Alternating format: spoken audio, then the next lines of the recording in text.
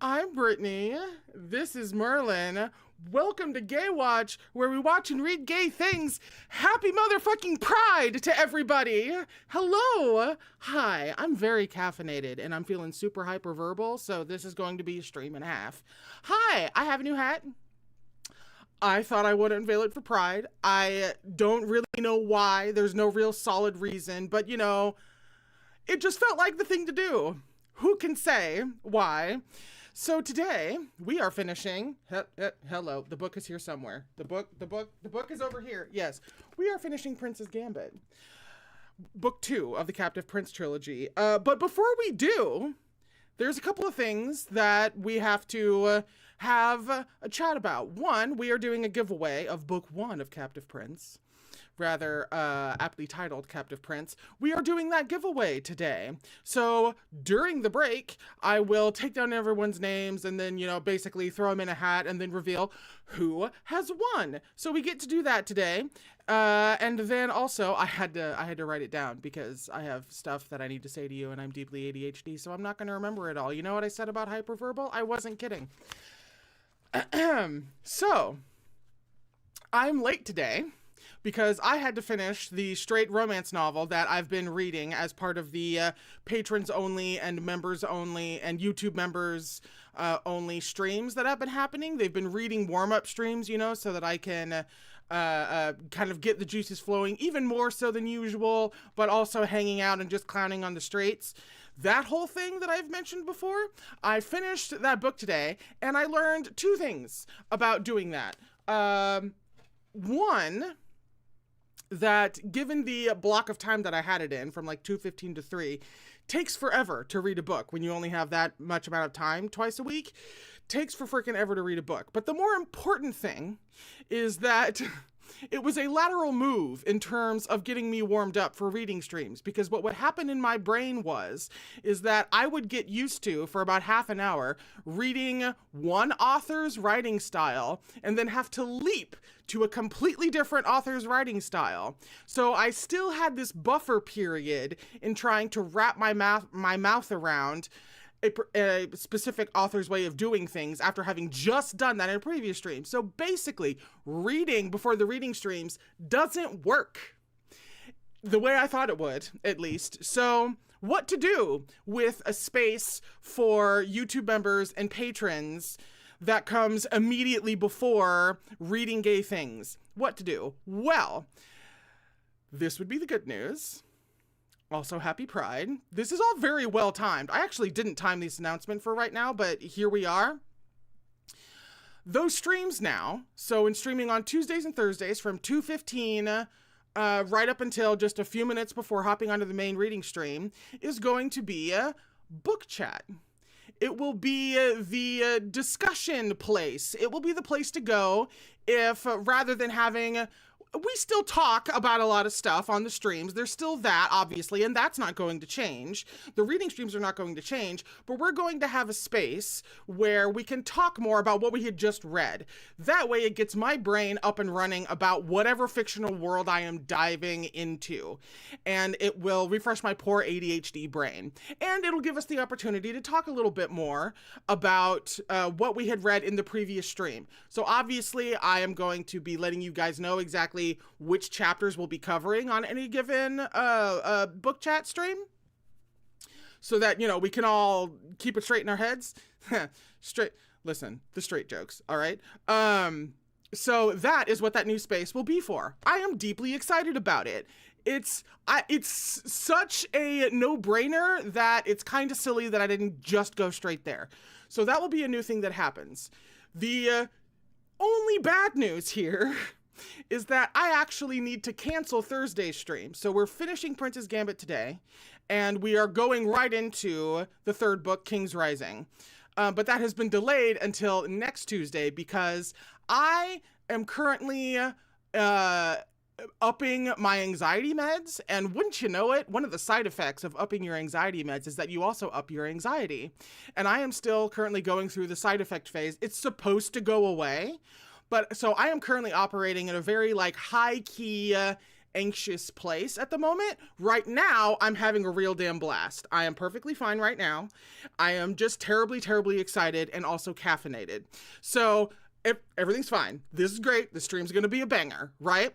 But also the wife has thrown her back out and she is not going to work at all this week. So we have some things happening right now. So I need to go ahead and cancel the stream for Thursday, the reading stream for Thursday, which also would have been the very first stream for discussing like Princess Gambit and what we've read in The Captive Prince so far.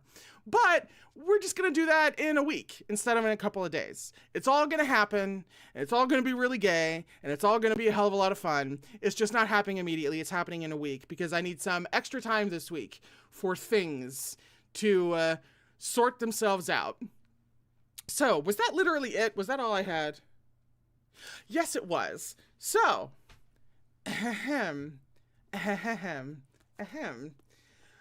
we previously on Captive Prince, we had we banged. We finally banged. We finally had an absolutely beautiful and stunning sex scene. We are actually not going from chapter 19 to 20. We are hanging out at chapter 19 and a half, which is an extension of, chapter 19, and was included in the back of the book. So I'm going to be flipping to the back of the book for a chapter literally called 19 and a half, and we will be reading that first. Before we get into... if I remember correctly, which I may not, but if I remember correctly, then this should be kind of either the morning after or immediately post after. I can't exactly recall because it's been a second. All I remember is that it is absolutely necessary. It is required viewing, so here we are. Alrighty. Doesn't matter what page we're on because it's at the back of the book, but we are indeed on chapter 19 and a half. Damon was happy. It was radiating from him, the weight of his body heavy and replete. He was aware of Laurent slipping out of the bed. His sense of drowsy closeness lingered. When he heard Laurent moving across the room, Damon shifted, naked, to enjoy an interval of watching. But Laurent had disappeared through the archway and into one of the rooms that flowed out of this one. He was content to wait, his bare limbs on the sheets heavy, the gold slave cuffs and collar his only adornments. He felt the warm, wonderful, impossible fact of his situation. Bed slave. He closed his eyes and felt again that first long, slow push into Laurent's body, heard the first of the small sounds that Laurent had made.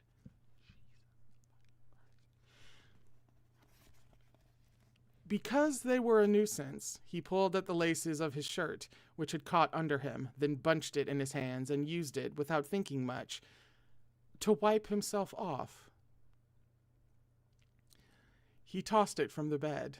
When he looked back up, Laurent had reappeared in the room's archway. Laurent had put his own white shirt back on, though nothing else.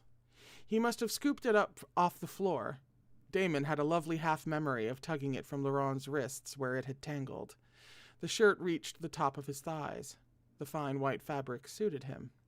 There was something splendid about seeing him like this, loosely laced, only part dressed. Damon propped his head on one hand and watched him approach.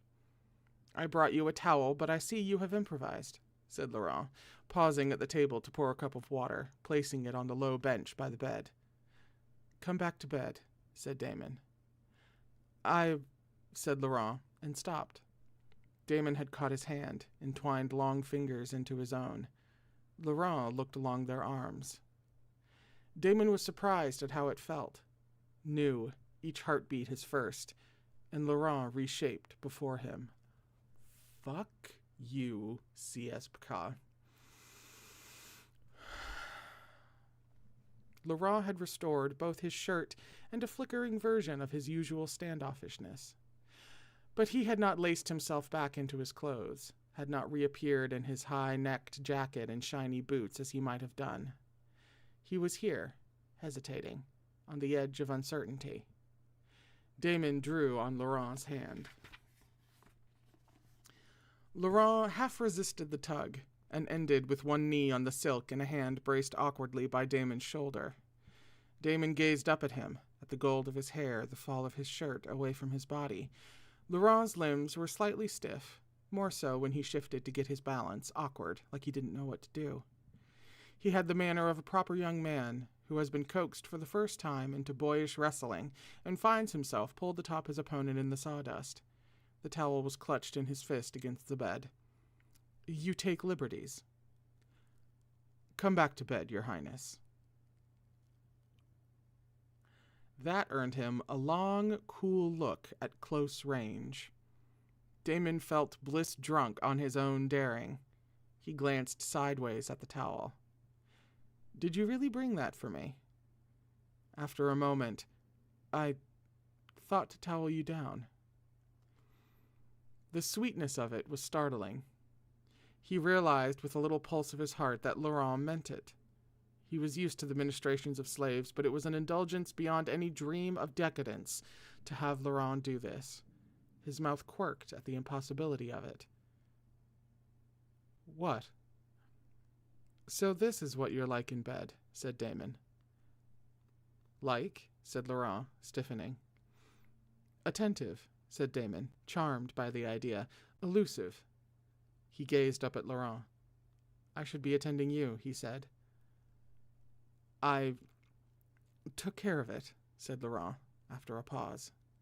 There was a slight flush on his cheeks as he spoke, though his voice, as always, was steady. It took a moment for Damon to understand that Laurent spoke of practical concerns. Laurent's fingers had tightened around the towel. There was a self-consciousness in him now, as though he had become aware of the strangeness of what he was doing, a prince serving a slave. Damon looked again at the cup of water, which Laurent had brought. For him, he realized. Laurent's flush deepened. Damon shifted to regard him better. He saw the angle of Laurent's jaw, the tension in Laurent's shoulders. "Going to banish me to sleep at the foot of your bed? I wish you wouldn't. It's quite far away." After a moment, "Is that how it's done in Akielos? I can nudge you with my heel if I require you again before dawn." "Require," said Damon. "Is that the word?" "We're not in Akielos. Why don't you show me how it's done in Ver?" "We don't keep slaves in Ver." "I beg to differ," said Damon, on his side under Laurent's gaze, relaxed, his cock lying warm against his own thigh. It struck him anew, the fact of them both here, and what had just passed between them. Laurent had at least one layer of armor peeled away and was exposed, a young man stripped down to his shirt. The white shirt trailed laces, soft and open, counterpoint to the tension in Laurent's body. Damon deliberately did nothing at all, except gaze back at him. Laurent had indeed taken care of matters, and had removed any evidence of their activities from his appearance. He did not look like someone who had just been fucked. Laurent's post-coital instincts were remarkably self-denying. Damon waited. "I lack," said Laurent, "the easy mannerisms that are usually shared with—" You could see him pushing the words out. "A lover." "You lack the easy mannerisms that are usually shared with anyone," said Damon. A hand span separated them. Damon's knee almost touched Laurent's where Laurent's leg crooked on the sheets. He saw Laurent close his eyes briefly, as though to steady himself.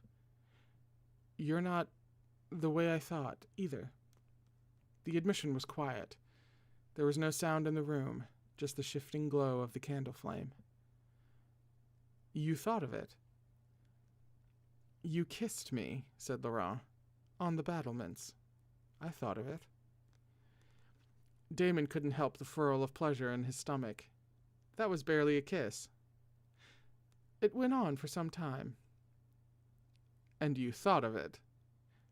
"Are you angling for an earful of talk?" "Yes," he said, and the warm smile was helpless too.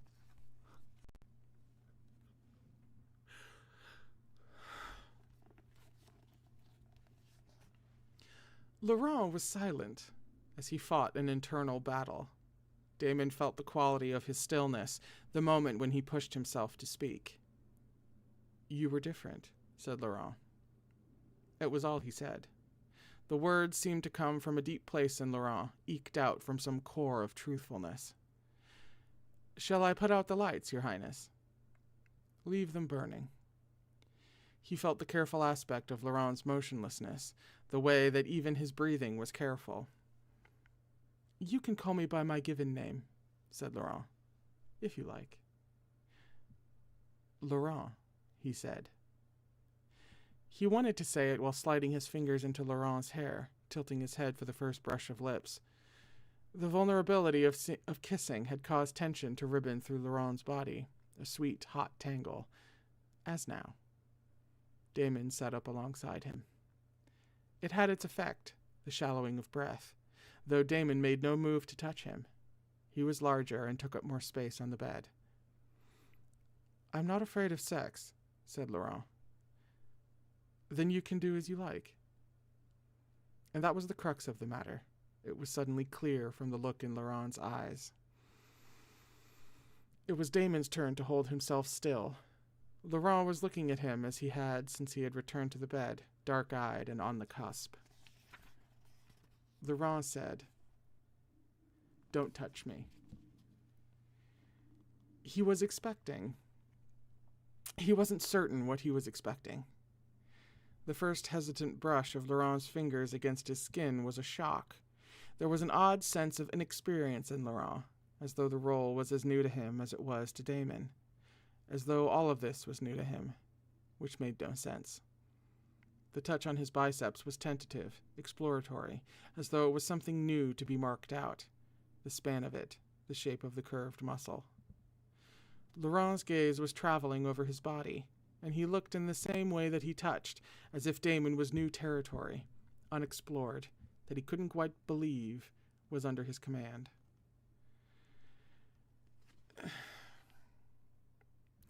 You know, it's not...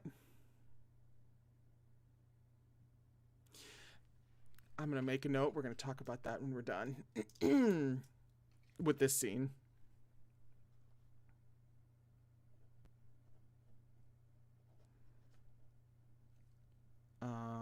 Okay. When he felt Laurent touch his hair, he bowed his head and gave himself up to it, as a workhorse might bow for the yoke. He felt Laurent shape his palm to the curve of his neck, felt Laurent's fingers sliding through the weight of his hair, as though experiencing the feel for the first time. Perhaps it was the first time. He hadn't taken Damon's head like that, splaying his fingers over its shape when Damon had used his mouth. He'd kept his hands fisted in the sheets. Damon flushed at the idea of Laurent cupping his head as he gave him pleasure. Laurent was not that uninhibited. He hadn't given himself over to sensation. He'd caught it up in an internal tangle. He was tangled up now, dark-eyed, as though touch was to him an extreme act. The rise and fall of Damon's chest felt careful. A single breath might disturb Laurent, or so it felt. Laurent's lips were parted slightly, his fingers sliding down the planes of Damon's chest. It felt differently to the proprietary pushiness he had exercised when he'd pressed Damon down onto his back and taken him in hand. Damon's blood thrummed with his over-awareness of Laurent. The heat of Laurent's body in proximity was unanticipated, like the soft tickling shift of Laurent's white shirt, specifics lacking from imagination. Laurent's fingers dropped to his scar. His gaze caught there first. Touch followed, drawn with strange fascination, almost reverence. Damon felt the shock of it as Laurent's fingers traveled its length, the thin white line where a sword had run through his shoulder. Laurent's eyes were very dark in the candlelight. A first spill of tension, Laurent's fingers on his skin as his heart beat like a bruise in his chest. Laurent said, "I didn't think anyone was good enough to get past your guard." "One person," said Damon. Laurent wet his lips, his fingertips tracing up and back, slowly, over the ghost of a long-ago fight. There was a strange doubling, brother for brother, Laurent close, as Auguste had been, and Damon even less defended, Laurent's fingers on the place where he had been run through. The past was there with them suddenly, too close, except that the sword thrust had come clean and fast, and Laurent was dark-eyed and slow, fingers sliding over scar tissue. Then Laurent's gaze lifted, not to his own, but to the collar. His fingers lifted to touch the yellow metal, his thumb pressing into the nick. I haven't forgotten my promise that I'd take off the collar. In the morning, you said. In the morning. You can think of it as baring your neck to the knife. Their eyes met. Damon's heartbeats were behaving oddly. I'm still wearing it now. I know that. Damon found himself caught in that look, held in it. Laurent had let him inside. That thought was impossible, even though he felt inside now, as though he had passed inside some crucial boundary. There was the warm space between jaw and neck, where his own lips had rested. There was his mouth, which he had kissed. He felt Laurent's knee slide alongside his own. He felt Laurent shift in towards him, and his heart was pounding in his chest as, in the next moment, Laurent kissed him. He half expected an assertion of dominance, but Laurent kissed with a chaste touch of lips, soft and uncertain, as though he were exploring the simplest sensations.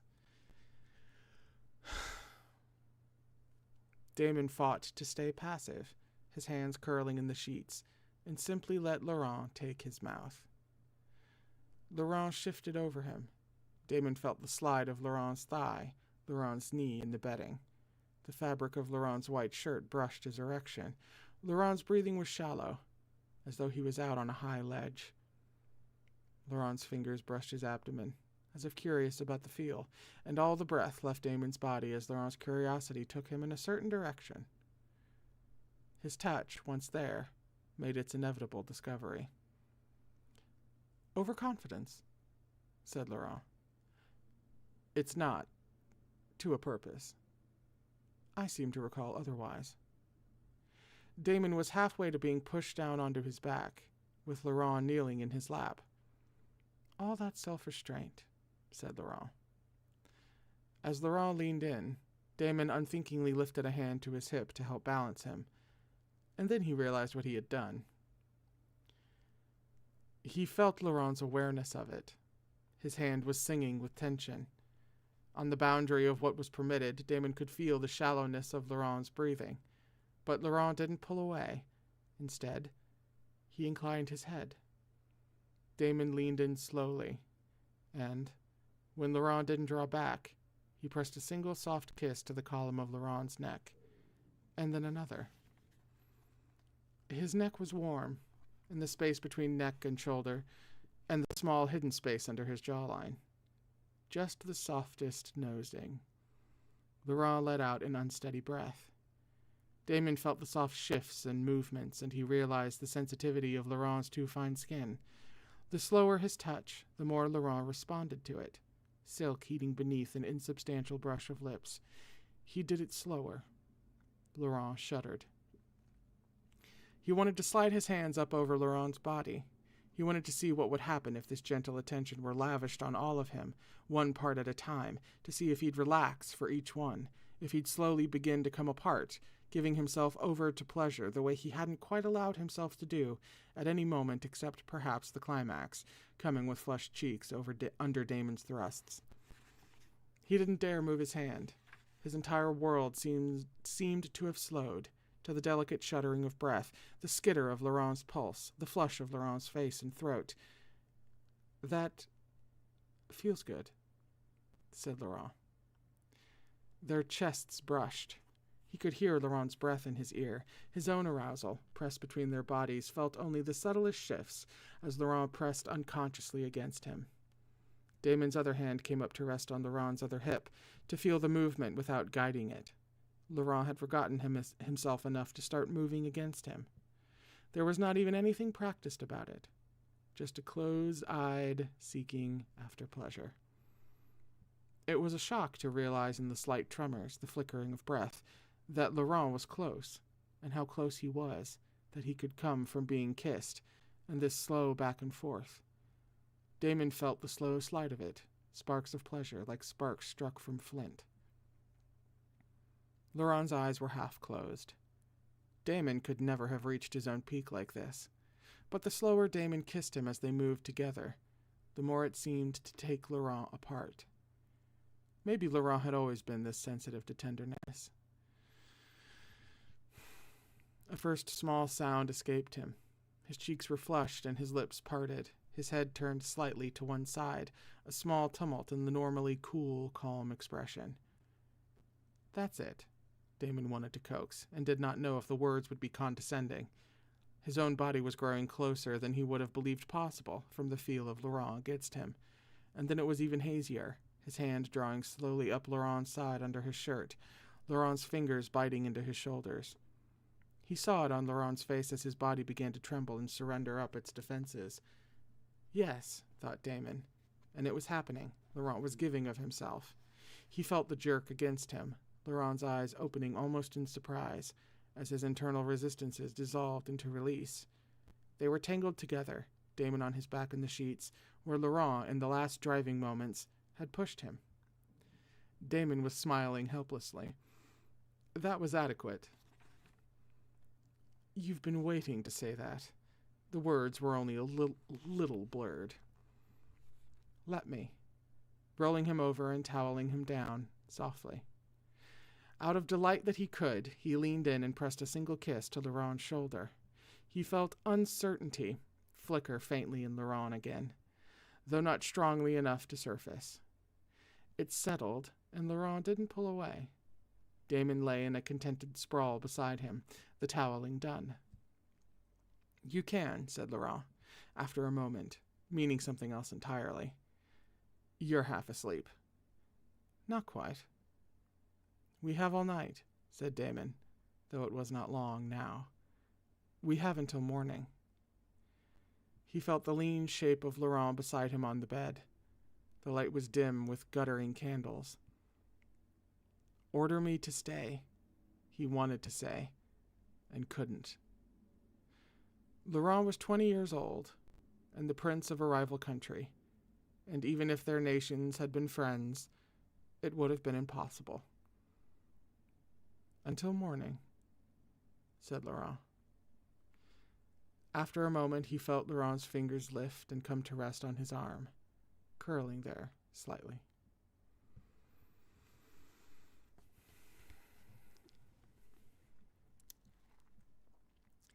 That is the end of chapter 19 and a half. I hate her so fucking much. I would also love to know, and if you know this, please advise, I would love to know why they didn't just slot in chapter 19 and a half. Because that strikes me as pretty important.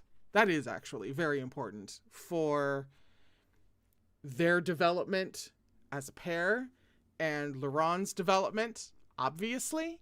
And I recognize that it just sort of, functionally speaking, I see how it's technically a little redundant because the process of Laurent giving up his resistances and his guard and letting down his defenses was technically already done with the love scene with chapter 19, and that 19 and a half just does this but more. However, I would still argue that even though technically nothing new is established in that way, there are a couple of key lines that, like, especially towards the end there, of it being impossible and certain things, certain desires coming up in Damon, right? I still say it still belonged in the book itself, especially as a sense of, to me anyway, it doesn't hammer the point home so much as really take Laurent's lowering of defenses and ability to relax, and as we know, ability to have that kind of soft intimacy with another person, it lets you glimpse the process that you then know is happening, instead of having what fiction usually presents as, and then Laurent lowered his defenses once, and from then on it was mostly fine. You actually get to see a little bit longer in that process, and now we have a much more vivid picture of what exactly that looks like for Laurent playing out in our heads as we, as I hit the mic, as we continue on through the story. And also, it's just a completely different feel and a completely different vibe that complements that first time really, really beautifully. So, I would love to hear as to why, even when it was traditionally published, as to why it's a bonus chapter and not just in there. We are on page 345 for chapter 20. Whew.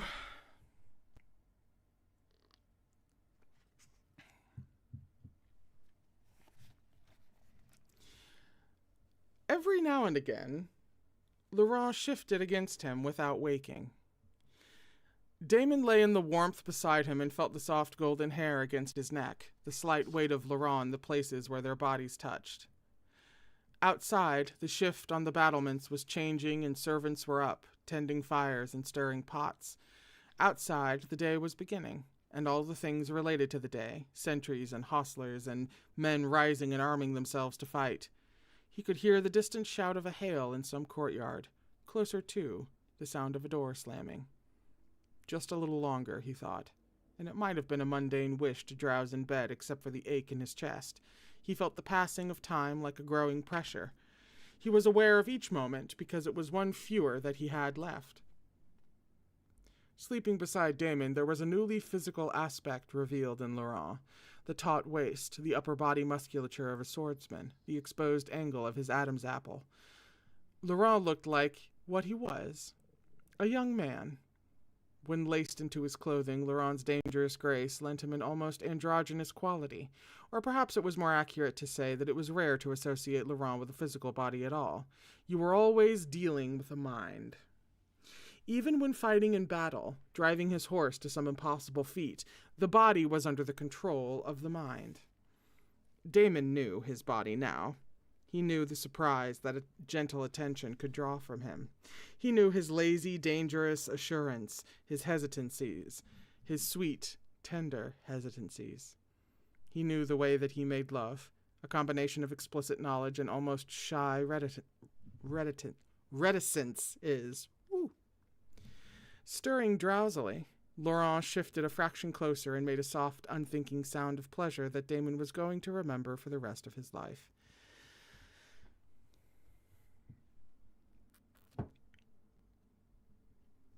We got...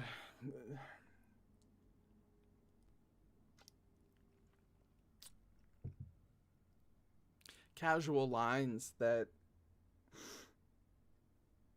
knock you on your ass. And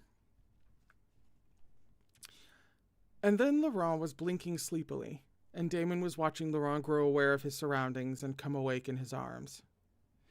He wasn't sure how it would be, but when Laurent saw who was beside him, he smiled, the expression a little shy but completely genuine. Damon, who hadn't been expecting it, felt the single painful beat of his heart. He'd never thought Laurent could look like that at anyone. "It's morning," said Laurent. "We slept." "We slept," said Damon. They were gazing at one another. Everybody fucking drink.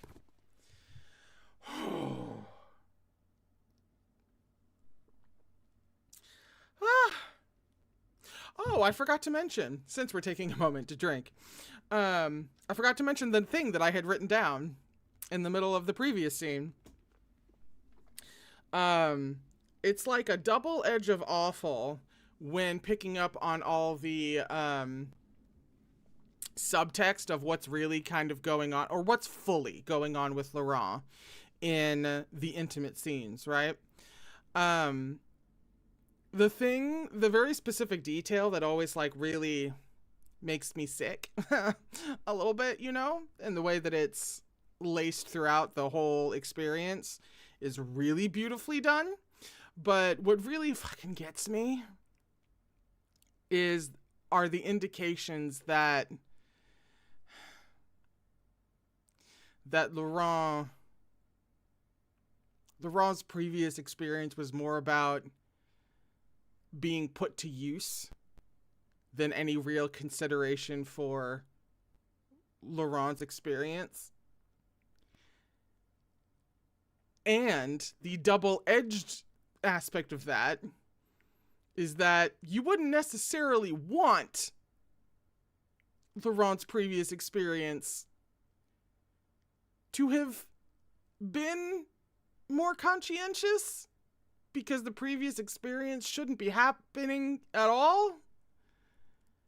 So either way, it's really awful. But the indications that Laurent was more, used than cared for, and the way she manages to thread that through while still making the intimate scenes a thing of beauty. It's just a thing of tinged with the complexity of all of that. That's why I hate her. That's why I hate her. I loathe her entirely. She's freakish. We can't. What she has managed to do just with that is brilliantly effective in a kind of a thanks I hate it sort of way.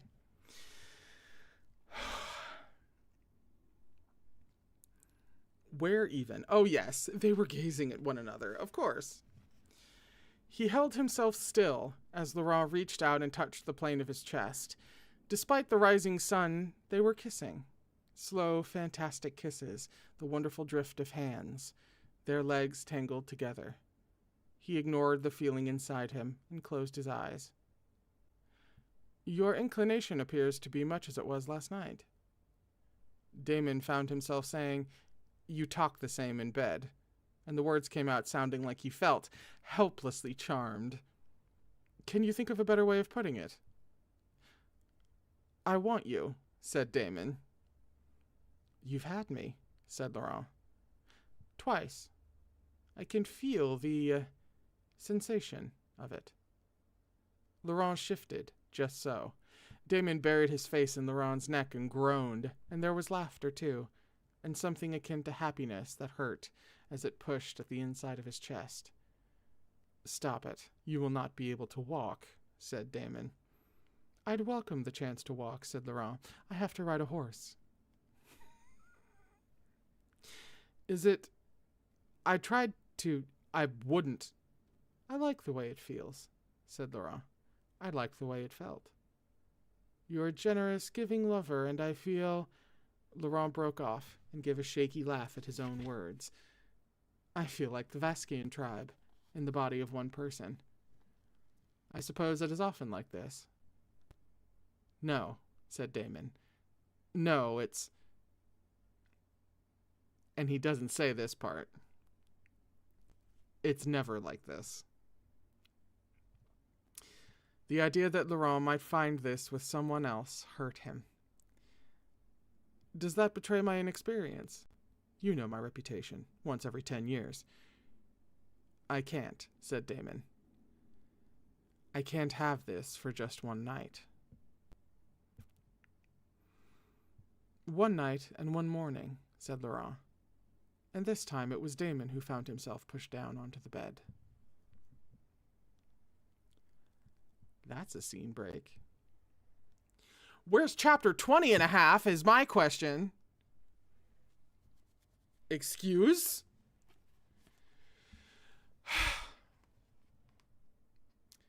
He dozed after, drifting in the early sunlight, and woke to an empty bed. Shock that he'd let himself fall asleep and anxiety about his deadline pushed him up. Servants were entering the room, throwing open the doors and disturbing the space with impersonal activity, clearing away the spent candles and the empty containers where scented oil had flamed. He looked instinctively at the position of the sun through the window. It was late morning. He'd dozed for an hour, longer. There was so little time left. "Where's Laurent?" An attendant was approaching the bed. "You are to be taken from Ravenel and escorted directly to the border." "Escorted?" "You will rise and ready yourself. Your collar and cuffs will be removed. You will then leave the fort." "Where's Laurent?" he said again. "The prince is occupied with other matters. You are to leave before he returns." He felt unsteady. He understood that what he had missed in sleeping was not his deadline, but the last moments with Laurent, the last kiss, the final parting. Laurent wasn't here because he had chosen not to be here. And when he thought about goodbye, it was a welling silence full of all the things he couldn't say. He rose then, bathed and dressed. They laced him into a jacket, and by then the servants had cleared the room, had gathered, piece by piece, last night's discarded clothing, the scattered boots, the crumpled shirt, the jacket, a mess of laces, had changed the bed. It's another scene break.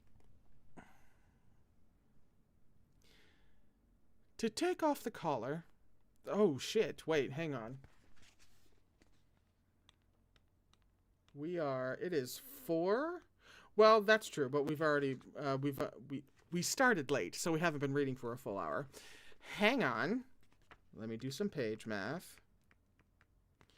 We have 50... We have about 30-ish pages left. You know? Yeah. Blue turnips. You took the thought right out of my head. This is probably a good place to break. So we are on page 349. And this is going to be where we take the break. I am going to compile the list of people, and then we're going to come back and we're going to hit randomize, and we will announce the winner of the sweepstakes, the person who wins the copy of the first Captive Prince book. And so if it takes me an extra couple of minutes, that is why, because I meant to compile it before this stream happened, and then the wife threw her back out. So I'll be back in just a few minutes. Give me a second, and we will announce the winner. Alrighty? Alrighty.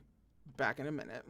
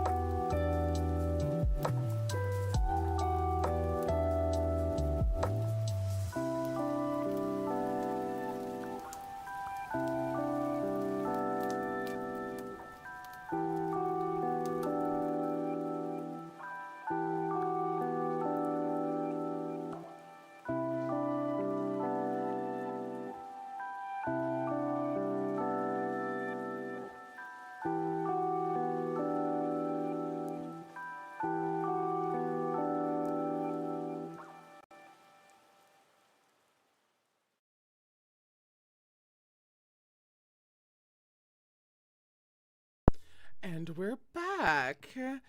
Alrighty, I have it all ready to go for the giveaway. So I am just going to hit randomize, and whoever's handle is at the top wins a copy of Book 1 of Captive Prince.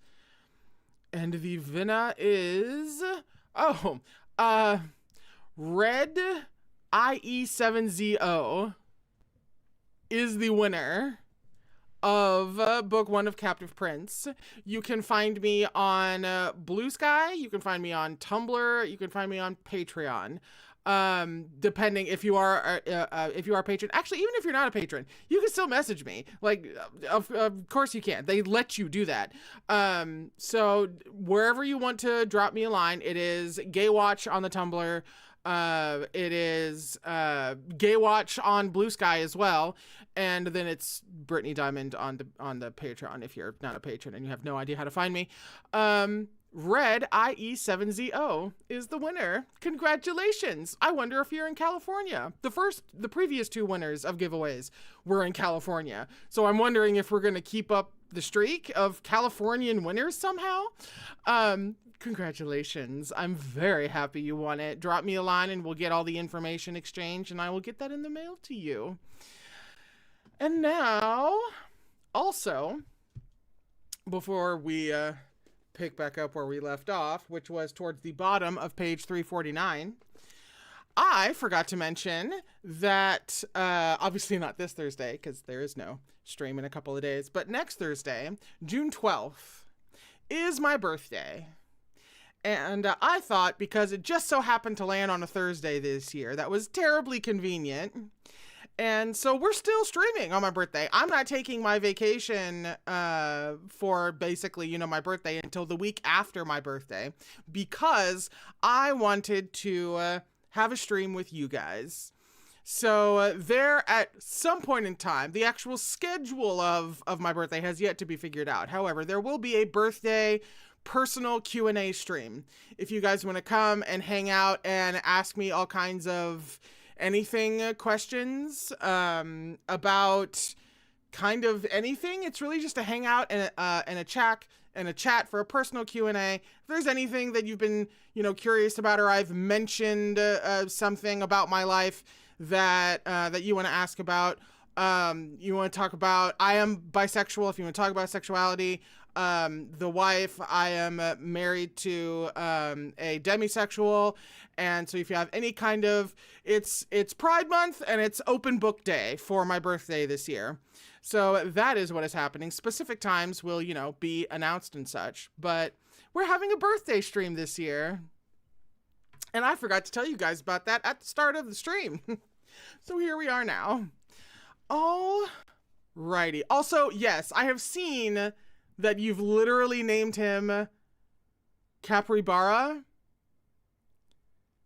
And I deeply love you people. I cannot accurately communicate my love for you. That is beautiful. It tickles me to no end. And I love him so much. The Capybara. That was so unintentionally perfect on my end. Didn't even think about it. Towards the in the middle, really, of page 349. Alrighty. To take off the collar required a blacksmith. He was a man named I remember getting this pronunciation guide. Was it? I can't remember how the GUE is pronounced, but it's Guerin. I know the Rin. It could be Guerin? You're here. I know you are. You can help a girl out. Hard G. Guerin. Yeah? Guerin? Alright. He was a man named Guerin, with straight dark hair that lay flat on his head like a thin cap. He came to Damon in an outbuilding, and it was done without onlookers and without ceremony.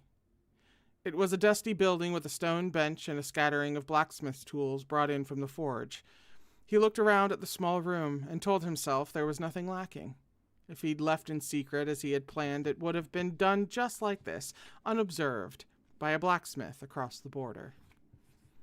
The collar came off first, and when Guerin drew it from his neck, he felt the collar's absence like a lightness, his spine unfurling, his shoulders settling. Like a lie, cracking and dropping from him. He looked at the gleam of the gold where Guerin placed it, halved, on the workbench. Venetian shackles. In the curve of its metal was every humiliation of his time in this country, every frustration at Venetian confinement, every indignity of an Achiellan serving a Venetian master. Except that it was Castor who had put the collar on him, and Laurent who was freeing him. It was made from Achiellan gold. It drew him forward, and he touched it. It was still warm from the skin of his neck, like it was part of him. He didn't know why that should unnerve him. His fingers, smoothing along the surface, encountered the notch, the deep furrow where Lord Tuar had tried to drive his sword into his neck, and had instead bitten into the ring of gold. He pulled himself away and gave up his right wrist to Guerin. The collar with its latch had been a simple matter to a blacksmith, but the cuffs needed to be struck off with a chisel and mallet. He had come to this fort a slave. He would ride out of it, Damianos of Achielos. It was like shedding a skin, discovering what lay beneath. The first cuff sprang apart under Guerin's rhythmic strikes, and he faced his new self. He was not the headstrong prince he had been in Achielos. The man he had been in Achielos would never have served a Varetian master, or fought alongside Varetians for their cause. He would never have known Laurent for what he was, never have given Laurent his loyalty, or held Laurent's trust for a moment in his hands. Guerin, woo, that left me for a second, moved to strike the gold from his left wrist, and he pulled it back. No, he heard himself say. Leave that one on. Guerin shrugged, turned, and with impersonal motions tipped the collar and cuff segments into a cloth and wrapped it, before passing it to Damon. Damon took the makeshift bag. The weight was surprising. Guerin said, "The gold's yours." "A gift?" he said, as he might have said to Laurent. "The prince doesn't need it," said Guerin.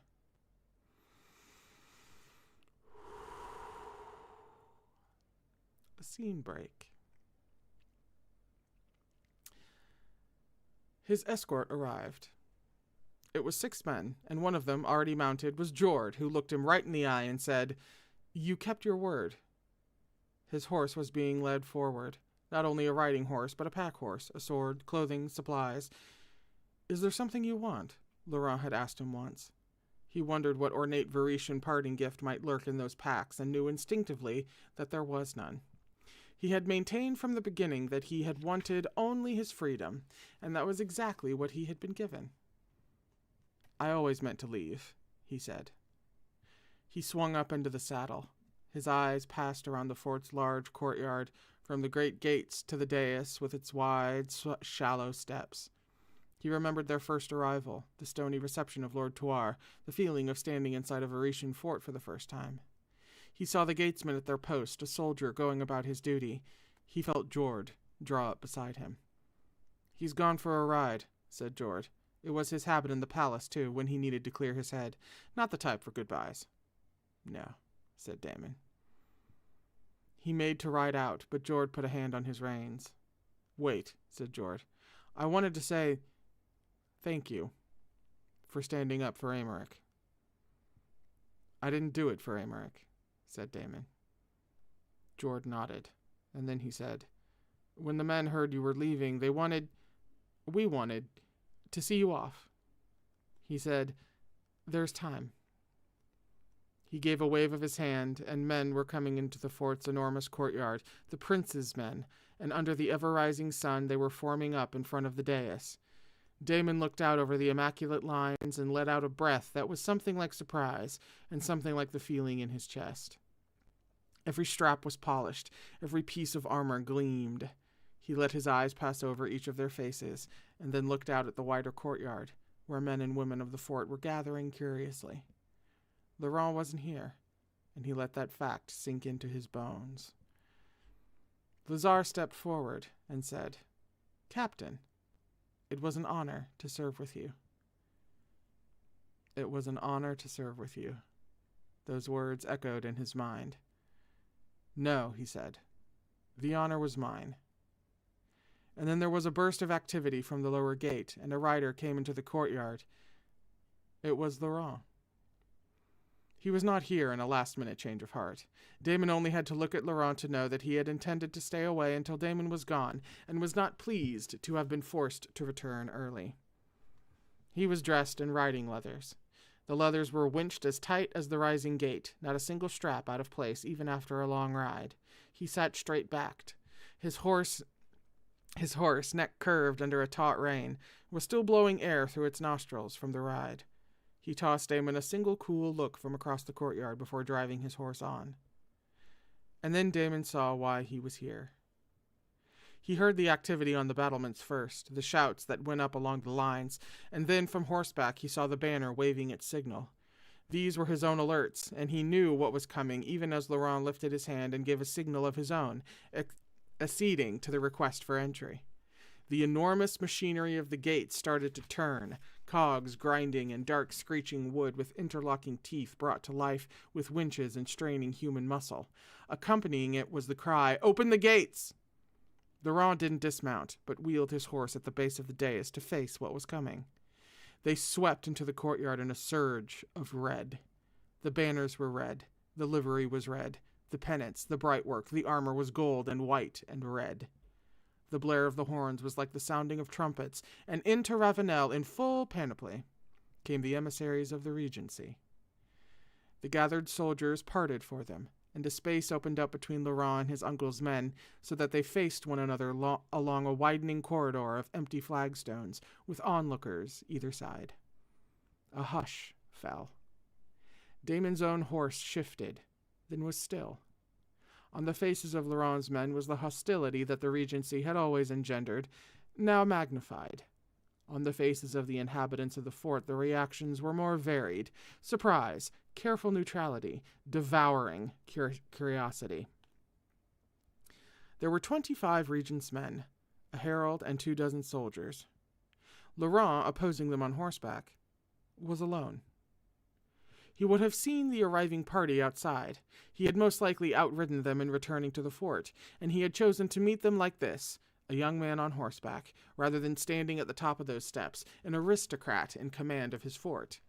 He was nothing like Lord Tuar, who had greeted an entry with his entire retinue arrayed in disapproving formation on the dais. Against the pomp of the regent's emissary, Laurent was a single rider casually dressed. But then, he had never needed anything other than his hair to identify him.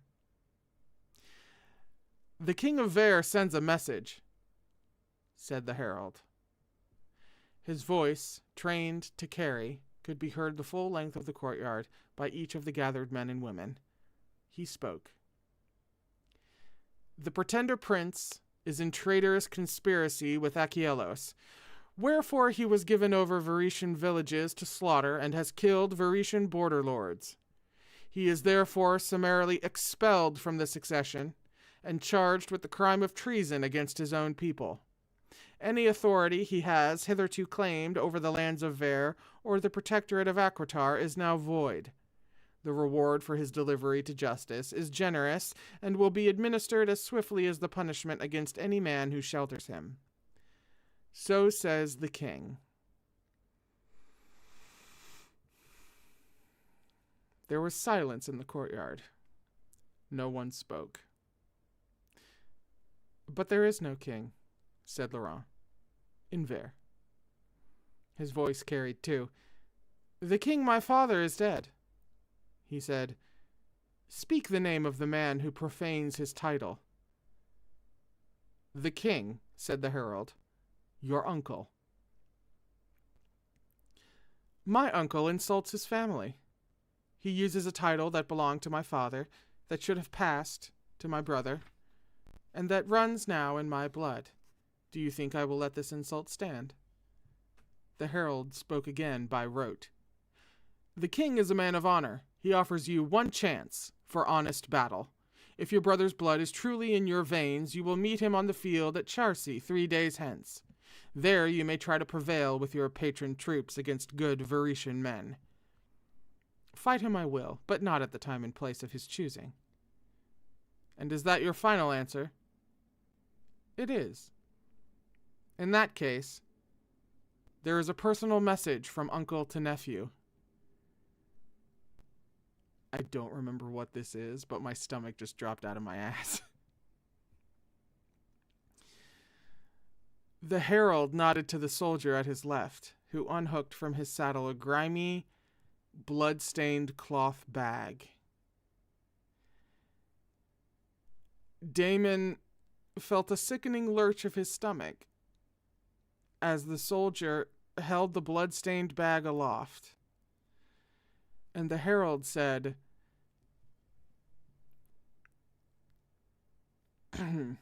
This one pleaded for you. He tried to stand for the wrong side. He suffered the fate of any man who sides with the pretender prince against the king. The soldier pulled the bag away from the severed head. It was a fortnight's hard ride in hot weather.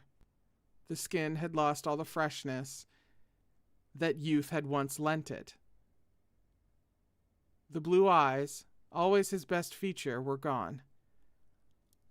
But his tumbled brown hair was dressed with star-like pearls, and from the shape of his face, you could see that he had been beautiful. Damon remembered him stabbing a fork into his thigh. Remembered him insulting Laurent, blue eyes bright with invective. Remembered him standing alone and uncertain in a hallway dressed in bedclothes. A young boy poised on the edge of adolescence, fearing it, dreading it. "Don't tell him I came," he'd said. They had always, from the beginning, had a strange affinity. This one pleaded for you. Spending, perhaps, the last of his fading currency with the regent, not realizing how little currency he had left. Whether his beauty would survive adolescence, no one would ever know. For Nicaise would not see 15 now. In the glaring light of the courtyard, Damon saw Laurent react, and make himself not react. Laurent's response communicated itself to his horse, which moved in place, a sharp, jittery burst, before Laurent brought it, too, under hard control. The herald still held his gruesome trophy. He didn't know to run when he saw the look in Laurent's eyes. "My uncle has killed his catamite," said Laurent, "as a message to us. And what is the message?" His voice carried. "That his favor cannot be trusted? That even the boys in his bed see how false is his claim to the throne? Or that his hold on power is so flimsy that he fears the words of a bought child whore? Let him come to Charcy, with his hithertos and his wherefores, and there he will find me, and with all the might of my kingdom I will scourge him from the field. And if you want a personal message," said Laurent, "you can tell my Uncle Boy Killer that he can cut the head off every child from here to the capital. It won't make him into a king. It will simply mean he has no one left to fuck."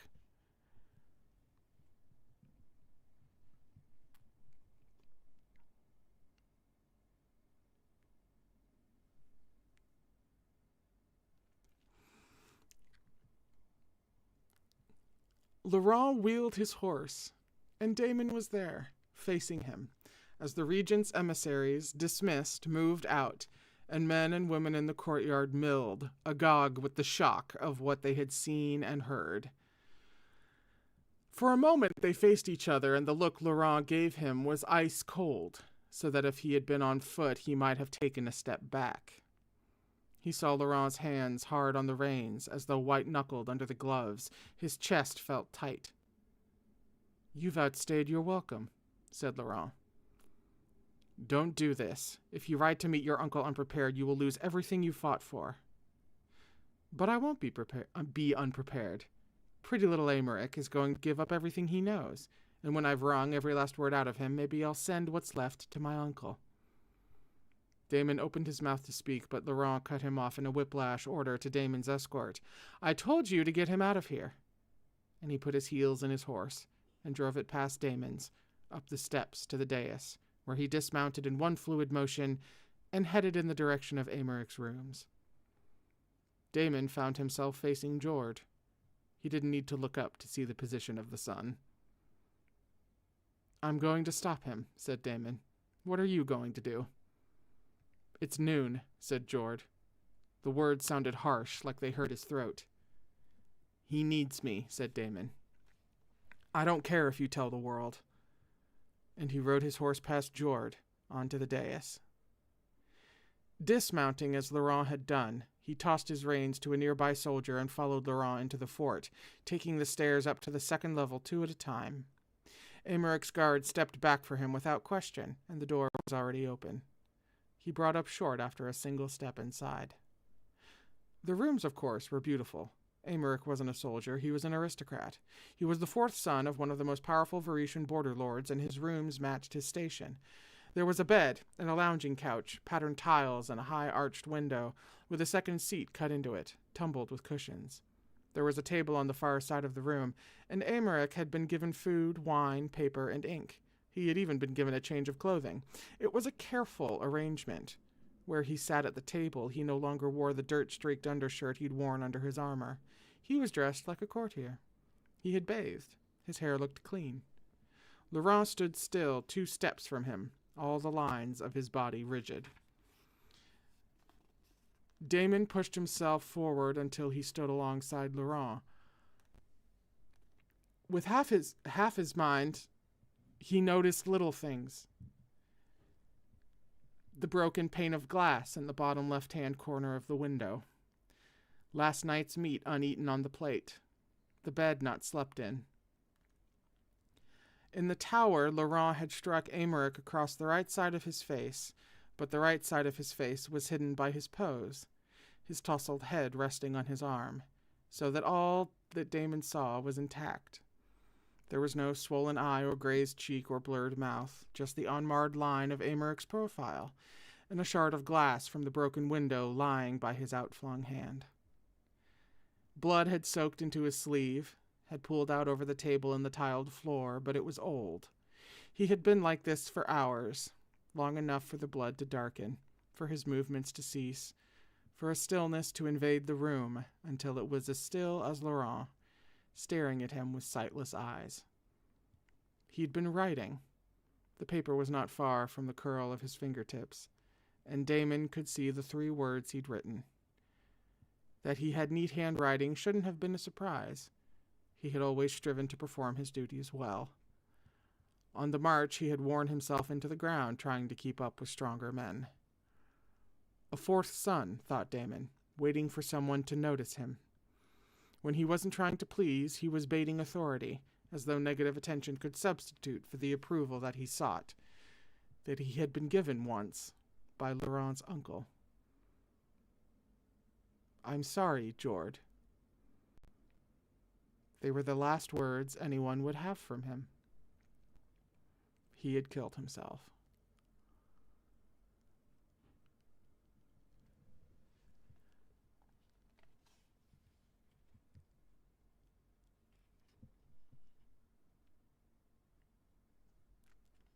That's the end of the chapter.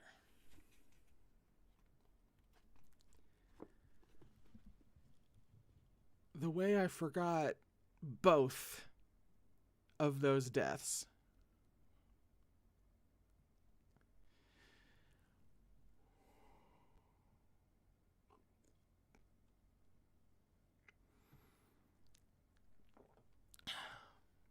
The way both of those deaths were victims of the Regent.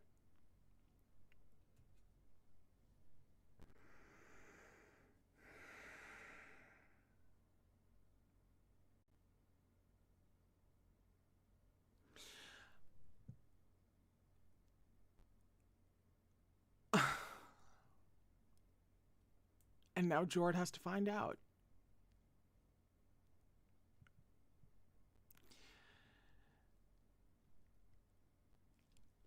Amaric's one last words, really. See, this is why the pre-stream chat for, patrons and members and all that. This is why that's a good idea. Because I'm head empty at the moment. And at least then, I will have had 2 seconds to try to form a thought. Maybe.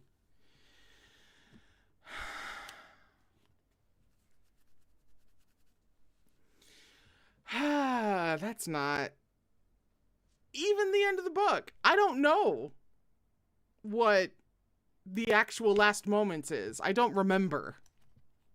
Somehow. But we're on page 363 for chapter 21, which I believe is the last one.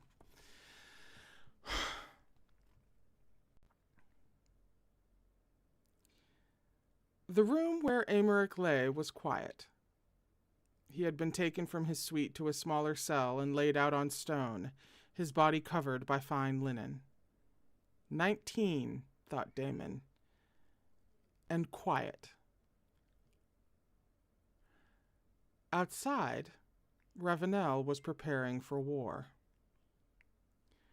It was a fort-wide undertaking, from the armory to the storehouses. It had begun when Laurent had turned from the ruined table and said, "Saddle the horses, we ride for Charcy." He had knocked Damon's hand off his shoulder when Damon had tried to stop him. Damon had attempted to follow, and had been prevented. Laurent had spent an hour giving brief orders, and Damon hadn't been able to get near him. After that, Laurent had retired to his rooms, the doors firmly closed behind him. When a servant had made to enter, Damon had bodily stopped him. "No," he said. "No one goes in." He had put a 2-man guard on the door with those same orders and cleared out the section, as he had done once before, at the tower. When he had been certain that Laurent had sufficient privacy, he had left to learn all he could about Charcy. What he had learned had made his stomach sink. Lying between Fortaine and the northern trade routes, Charcy was perfectly positioned for 2 forces to trap a third. There was a reason the regent was taunting Laurent out of his fort. Charcy was a death trap. Damon had pushed the maps from himself in frustration. That had been 2 hours ago. Now he stood in the quiet of this small, cell-like room of thick stone that housed Aymeric. He lifted his eyes to Jord, who had summoned him. "You're his lover," said Jord. "I was." He owed Jord the truth. It was the first time, last night." "So you told him?" He didn't answer, and his silence spoke for him. Jord let out a breath, and Damon spoke then. "I'm not Aymeric. You ever wonder what it would feel like to find out you'd spread for your brother's killer?" Jord looked around the small room. He looked at the place where Aymeric lay. "I think it would feel like this." Unbidden, remembered words rose up inside him. "I don't care. You're still my slave tonight." Damon pressed his eyes closed. "I wasn't Damianos last night. I was just a man," said Jord. "You think Aymeric thought that? That there were 2 of him? Because there weren't. There was only ever one. And look what happened to him." Damon was silent. Then, "What are you going to do?" "I don't know," said Jord. "Are you going to leave his service?" This time it was Jord who was silent. "Someone has to tell Laurent not to meet his uncle's troops at Charcy." "Do you think he'll listen to me?" said Jord bitterly. "No," said Damon. He thought of those closed doors, and he spoke with flat honesty. "I don't think he'll listen to anyone."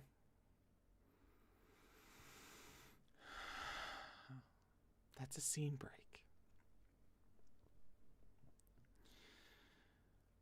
He stood in front of the double doors and the 2 soldiers that flanked them, and looked at the heavy paneled wood, resolutely shut. He had put those soldiers on the door to bar the way to those men seeking Laurent out for some trivial matter, or for any matter, because when Laurent wanted to be alone, no one should suffer the consequences of interrupting him. The taller soldier addressed him. "Commander, no one has entered in your absence." Damon's eyes passed over the doors again. "Good," he said, and he pushed the doors open.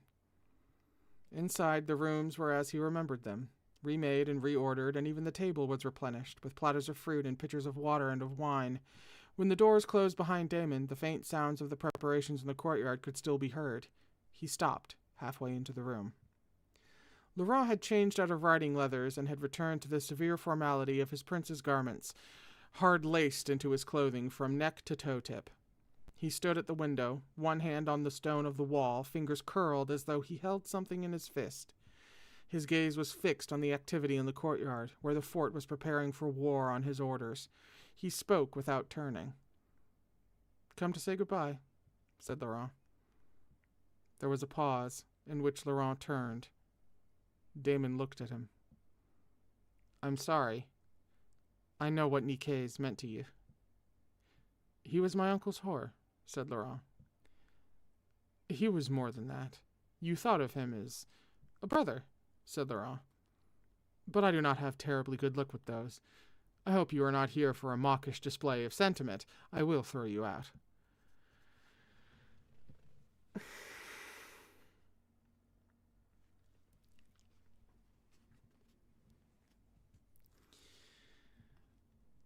There was a long silence. They faced each other. "Sentiment? No, I wouldn't expect that," said Damon. The sounds of outside were of orders and metal. "Since you don't have a captain left to advise you, I'm here to tell you that you can't go to Charcy." "I have a captain. I've appointed Anguirand. Is that everything? I have reinforcements arriving tomorrow, and I am taking my men to Charcy." Laurent was moving to the table, the dismissal in his voice clear. "Then you'll kill them like you killed Nicaise," said Damon, "by dragging them into this endless childish bit of yours for your uncle's attention that you call a fight." "Get out," said Laurent. He had gone white. "Is the truth hard to hear?" "I said get out." "Or do you claim you're marching to Charcy for some other reason?" "I am fighting for my throne." "Is that what you think? You fooled the men into believing it. You haven't fooled me, because this thing between you and your uncle isn't a fight, is it?" "I can assure you," said Laurent, his right hand clenched unconsciously into a fist, "it's a fight."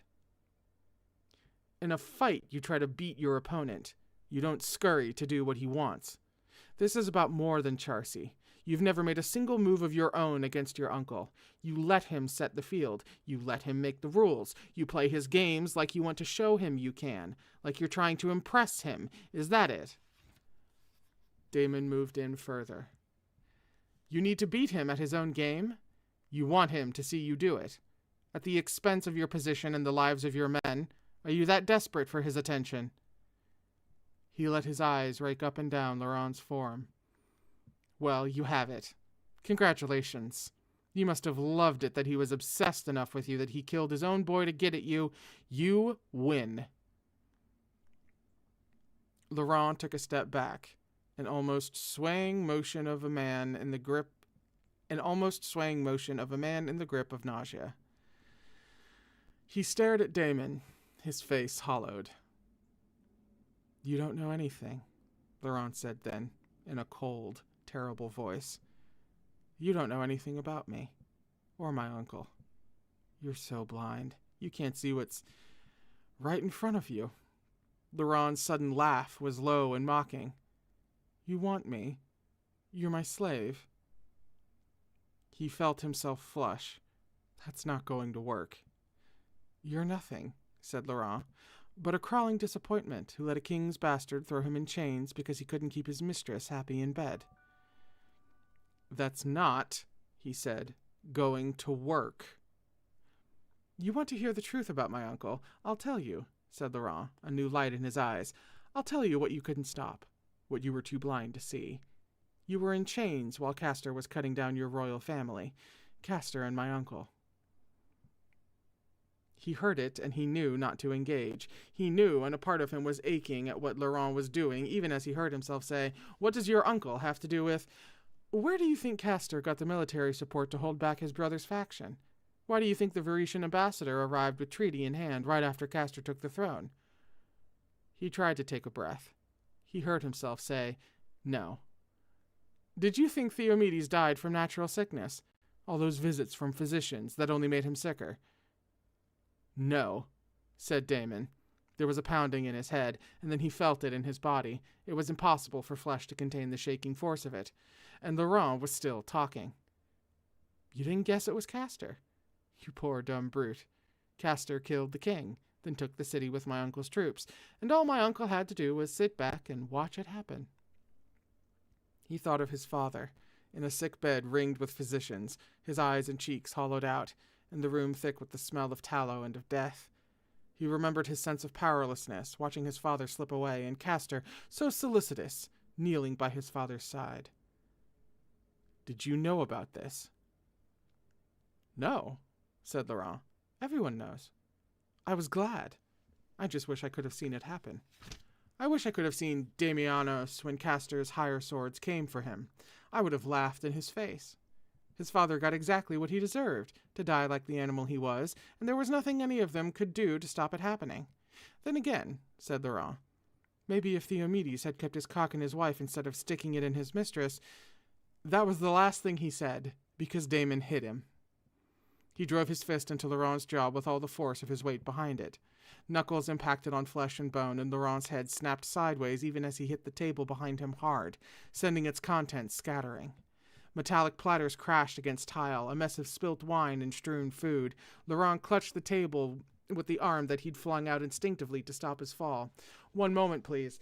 Ah!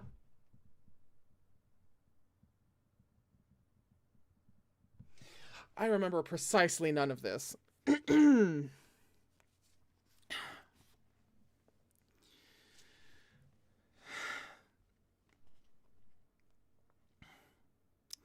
Damon was breathing hard, his hands clenched into fists. How dare you talk that way about my father? The words were on his lips. His mind pulsed and throbbed. He did not actually say that, though, I want to be clear.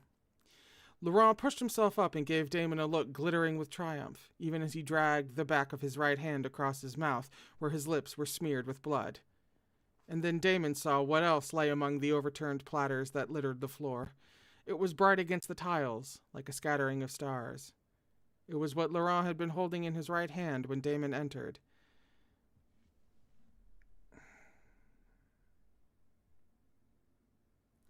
The blue sapphires of Nicase's earring.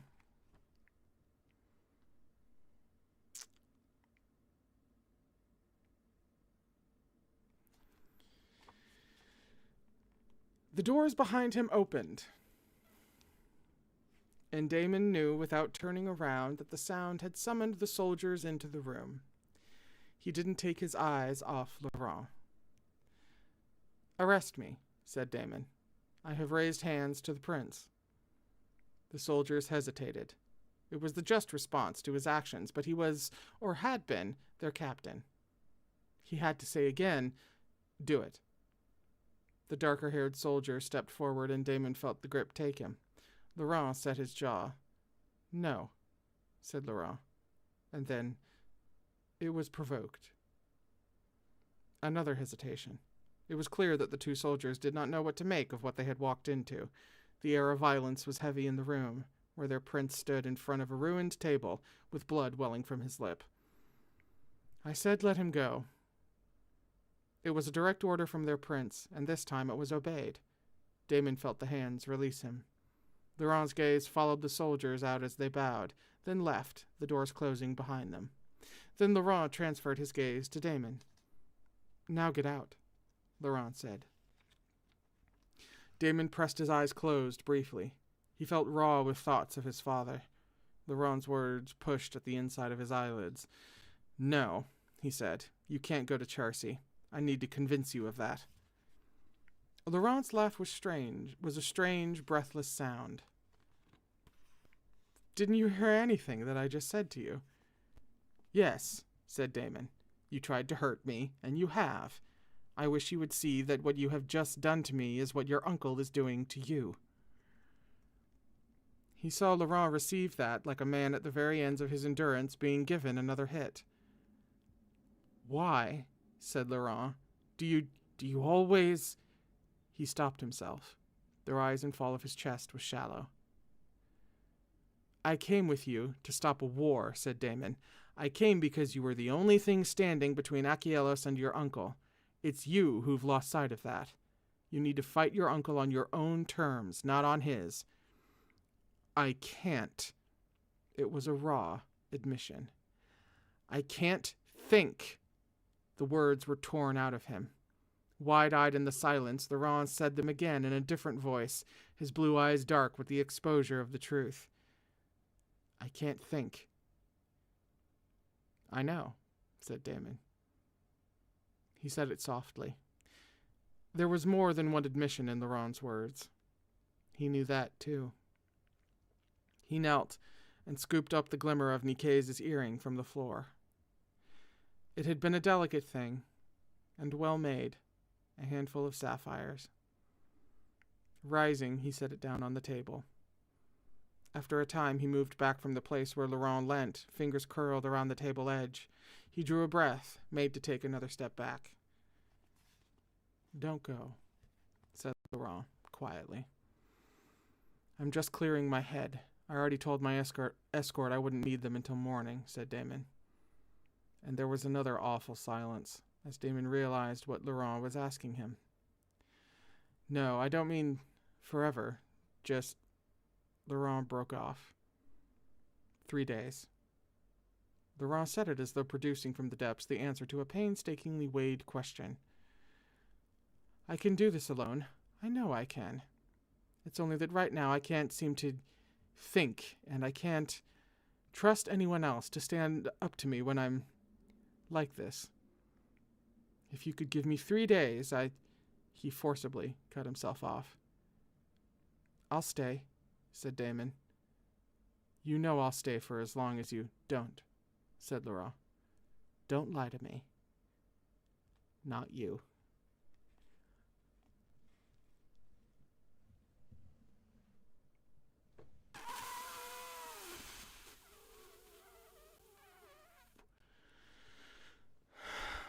Oh God, now I can't scream at the top of my lungs because my wife is home except her back is out, so she's just laying on the floor of her room watching Criminal Minds, and if I scream she's going to think I'm dying and she's going to get up and try to run in the room, and then her back will entirely break and she'll just collapse to the floor, and then she'll be screaming and I'll be screaming and the stream will end abruptly. So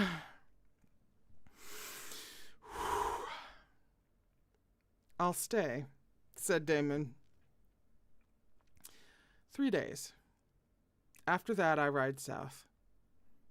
Laurent nodded. After a moment, Damon came back to rest against the table beside Laurent. He watched Laurent find his way back to himself. Eventually, Laurent began to talk, the words precise and quite steady. You're right. I killed Nicaise when I left it half done. I should have either stayed away from him or broken his faith in my uncle. I didn't plan it out. I left it to chance. I wasn't thinking about him like that. I just liked him. Underneath the cold, analytical words, there was also something bewildered. It was awful. I should never have said that. Nicaise made a choice. He spoke up for you because you were his friend, and that is not something you should regret. He spoke up for me because he didn't think my uncle would hurt him. None of them do. They think he loves them. It has the outward semblance of love, at first. But it isn't love. It's fetish. It doesn't outlast adolescence. The boys themselves are disposable. Laurent's voice didn't change. He knew that much, deep down. He always was smarter than the others. He knew that when he got too old, he would be replaced. Like Aymeric, said Damon. Into the long silence that stretched out between them, Laurent said, like Aymeric. Damon recalled Nicaise' blistering verbal attacks. He looked at Laurent's clear profile and tried to understand the strange affinity between man and boy. You liked him. My uncle cultivated the worst in him. He still had good instincts sometimes. When children are molded that young, it takes time to undo. I thought, softly. You thought you could help him. He watched Laurent's face, the flickering of some internal truth behind the careful lack of all expression. He was on my side, said Laurent. But in the end, the only person on his side was him. Damon knew better than to reach out or to try to touch him. The tiled floor around the table was scattered with detritus, overturned pewter, an apple rolled to a far tile, a pitcher of wine that had let fly its contents so that the floor was soaked in red. The silence stretched out. It was with a shock that he felt the touch of Laurent's fingers against the back of his wrist. He thought it was a gesture of comfort, a caress, and then he realized that Laurent was shifting the fabric of his sleeve, sliding it back slightly to reveal the gold underneath, until the wrist cuff he had asked the blacksmith to leave on was exposed between them. Sentiment, said Laurent. Something like that. Their eyes met, and he could feel each beat of his heart. A few seconds of silence, a space that lengthened, until Laurent spoke. You should give me the other.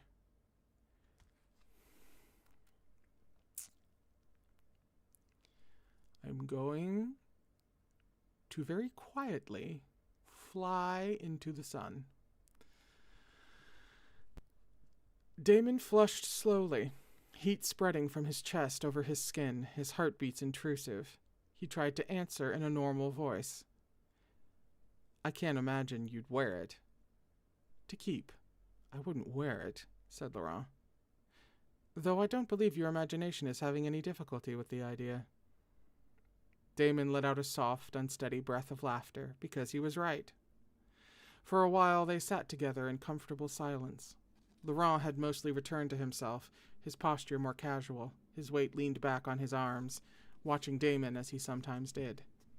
But he was a new version of himself, stripped back, youthful, a little quieter, and Damon realized he was seeing Laurent with his defenses lowered. One or two of them, anyway. There was an untried, fragile feeling to the experience.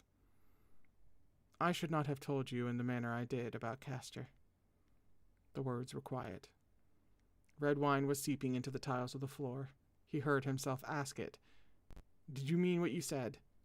That you were glad? Yes, said Laurent. They killed my family. His fingers dug into the wood of the table. The truth was so close in this room that it seemed for a moment that he would say it, say his own name to Laurent, and the closeness of it seemed to press down on him, because they had both lost family. He thought it was what had linked Laurent and the Regent together at Marlis. They had both lost an older brother. But it was the Regent who had forged alliances across the border. It was the Regent who had given Castor the support he needed to destabilize the Achelan throne. And so Theomedes was dead, and Damianos had been sent to. The idea, when it came, seemed to spool the ground out from beneath his feet, changing the configuration of everything. It had never made sense that Castor had kept him alive. Castor had been so careful to obliterate every piece of evidence of his treachery.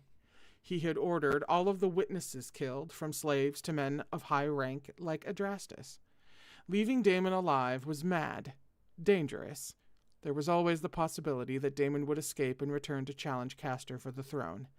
But Castor had made an allegiance with the Regent, and in exchange for troops, he had given the Regent slaves.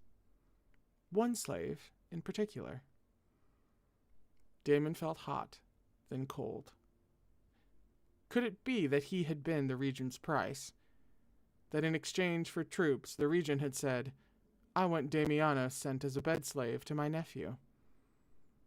Because throw Laurent together with Damianos, and either one would kill the other, or if Damon kept his identity concealed and they somehow managed to form an alliance, if he helped Laurent instead of hurting him, and Laurent, out of the deep-buried sense of fairness that existed within him, helped him in turn, if the foundation of trust was built between them so that they might become friends, or more than friends, if Laurent ever decided to make use of his bedslave.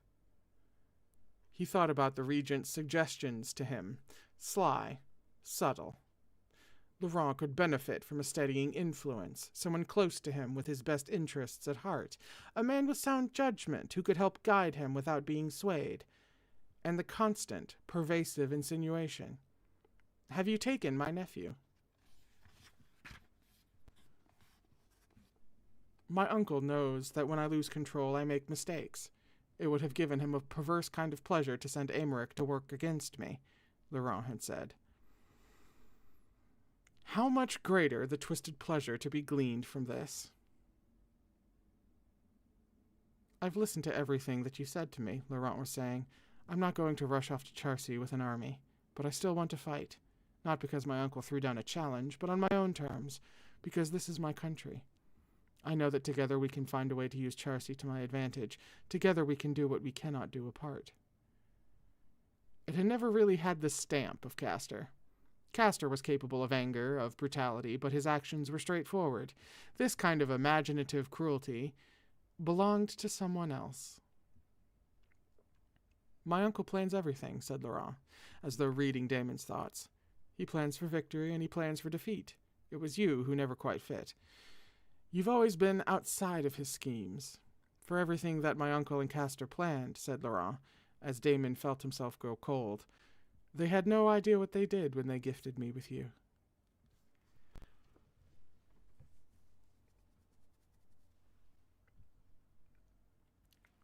That I remember.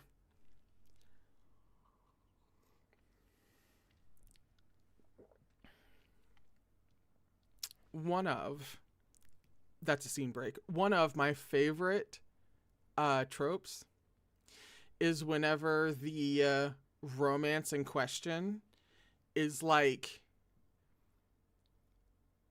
the one thing that nobody counted on, and like it just messes everything up. Like everything was arranged just so, and then these two motherfuckers fell in love, right? Because even though the plot, as it seems, was the regent saw a win-win situation out of sending Damianos into Laurent's sphere. Because, you know, again, either way, they'd kill each other, or something like this would happen. But it's still the presumption of, like, Damianos wouldn't, like, fall in love. There'd be, like, some sexual thing, maybe. They would become, like, you know. Yeah. Yeah. I love that shit.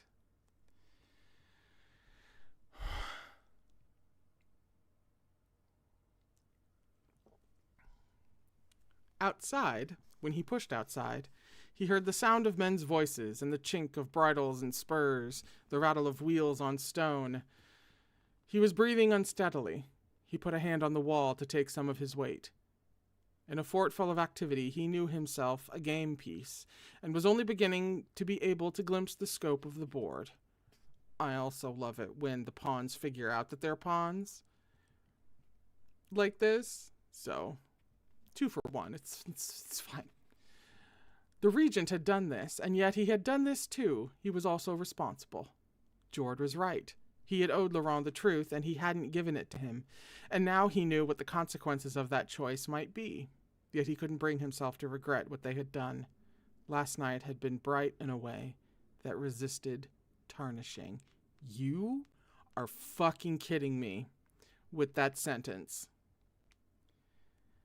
Bright in a way that resisted.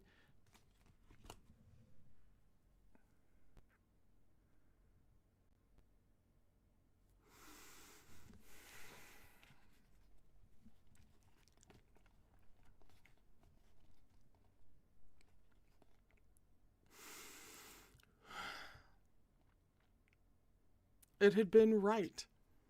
His heart beat with the feeling that the other truth must somehow change to make it right. And he knew that it wouldn't. He imagined himself 19 again. knowing then what he knew now, and he wondered if he would have let that long-ago battle fall to the Veretians.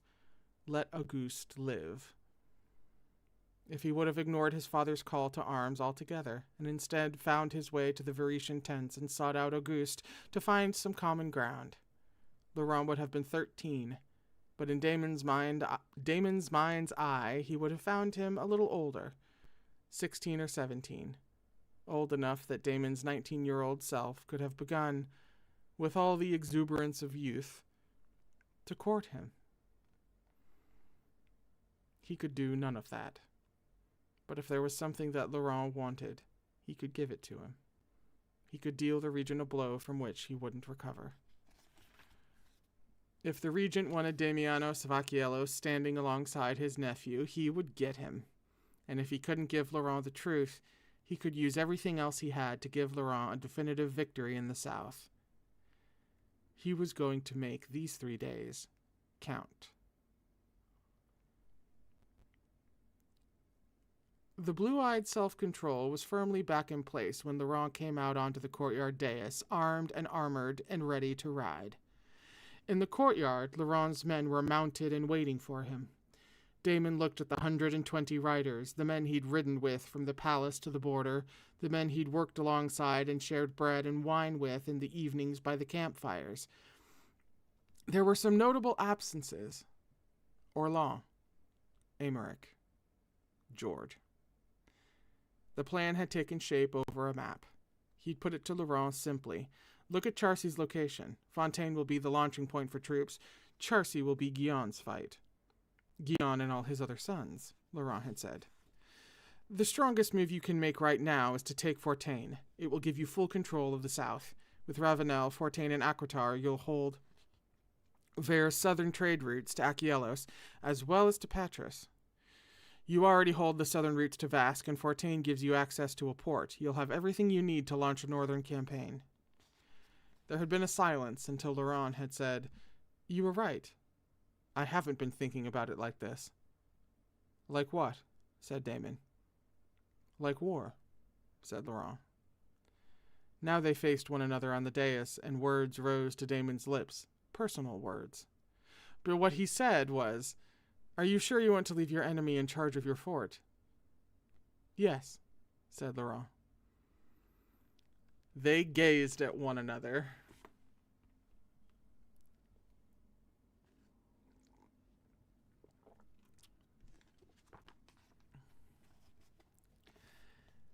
It was a public goodbye, in full view of the men. Laurent extended his hand.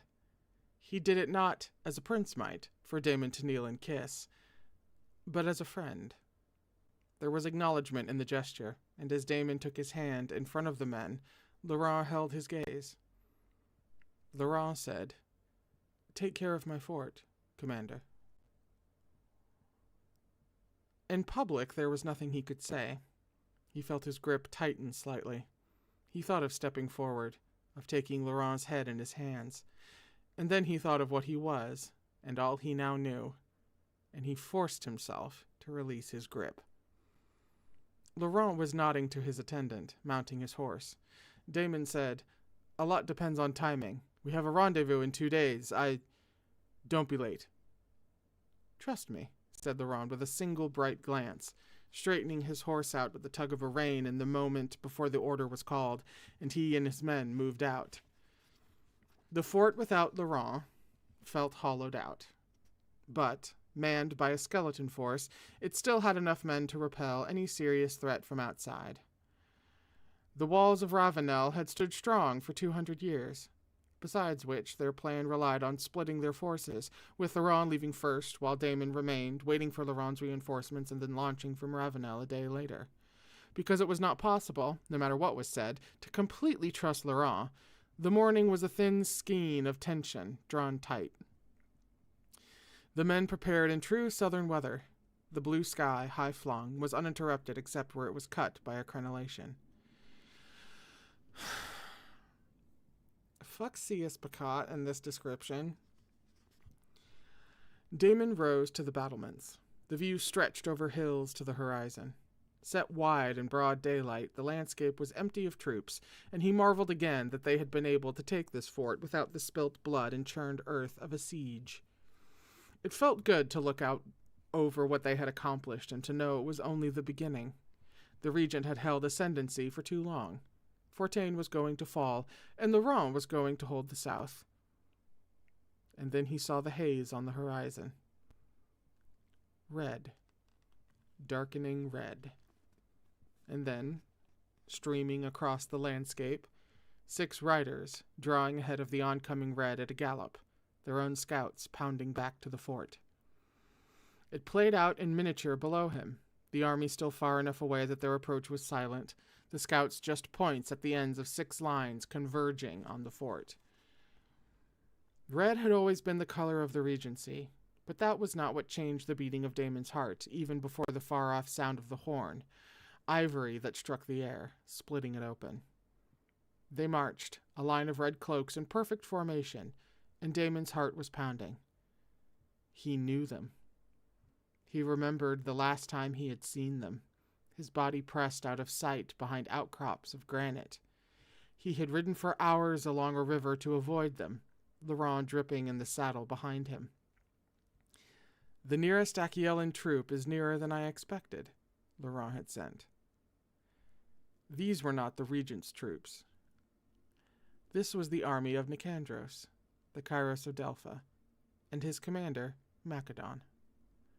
A burst of activity in the courtyard, the clatter of hooves, voices raised in alarm. Damon was aware of it, as if from a distance. He turned almost blindly as a runner came bursting up the stairs, taking them 2 at a time, throwing himself down onto one knee in front of Damon and gasping out his message.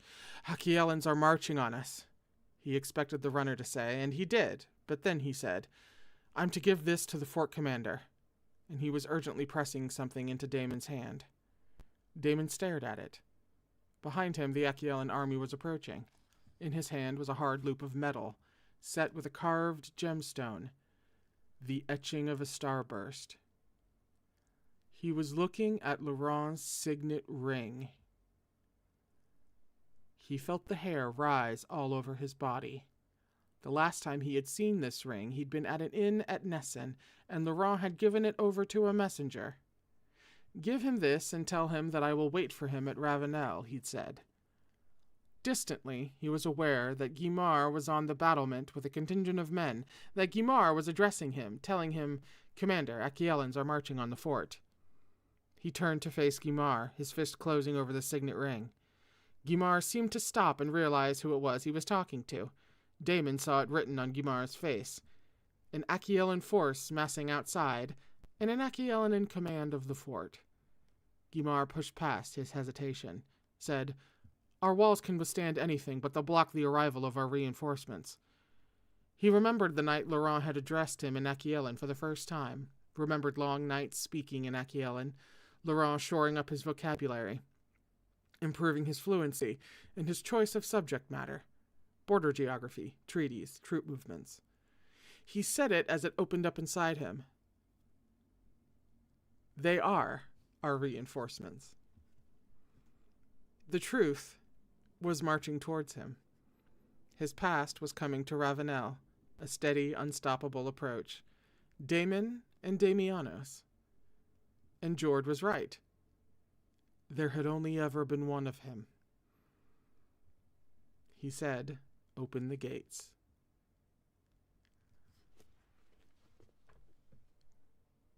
There had only ever been one. That's a scene break. They had only ever been one of him. The way Picard brought that back, the way it was brought back, I'm losing it. I'm fucking losing it. For whatever reason, I have an impulse to speak less because that would interrupt things. And I have such an unbelievable, years-long, almost decade-long, love and respect and admiration for the story that I'm like, well, no, if I say something that breaks the flow and the people should be experiencing this as it is intended. So That's a funny thing that I keep battling in my head at any given moment. Also, if I started talking, I would just simply never stop. So there's also that. But suffice to say that I'm feral. I can't do this. I can't take this. This is all too fucking perfect at every single word. This is why M has it memorized in chat. This is exactly why. You know? That's valid. It's valid as hell. Why wouldn't you memorize, utter perfection? Thousands of words of utter perfection. Why wouldn't you? That's only natural. It's a perfectly normal response.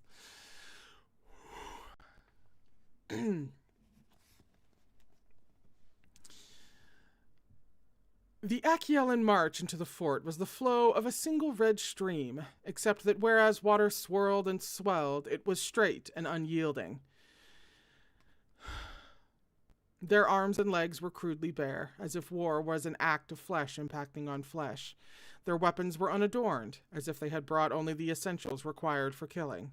Rows and rows of them, laid out with mathematical precision. The discipline of feet marching in unison was a display of power and violence and strength.